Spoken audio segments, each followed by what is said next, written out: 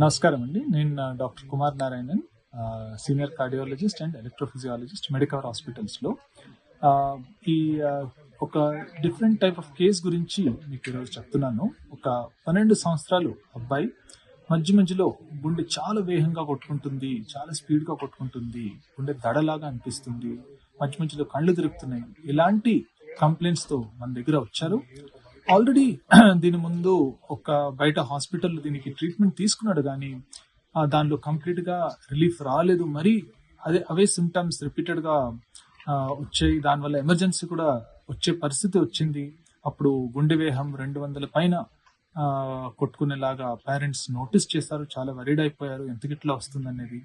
So ఈ కేసుని మనం డీటెయిల్గా అనలైజ్ చేసినాము.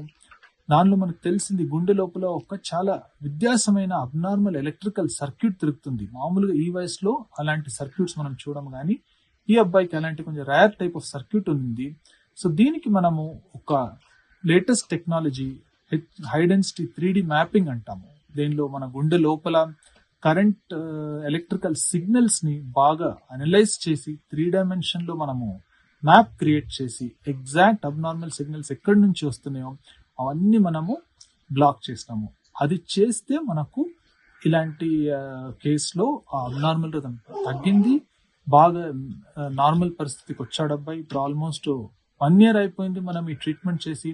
అబ్బాయి చాలా బాగా ఉన్నాడు, మంచిగా చదువుతున్నాడు, అన్ని ఆడుకుంటున్నాడు, అన్ని యాక్టివిటీస్ నార్మల్గా చేసుకుంటున్నాడు. సో ఇలాంటి కేసెస్లో ముఖ్యమైనది ఏమంటే, ఇలాంటి రిథమ్ డిస్టర్బెన్సెస్ అనేది ఏ వయసులో కూడా రావచ్చు, చిన్నపిల్లలు కూడా రావచ్చు.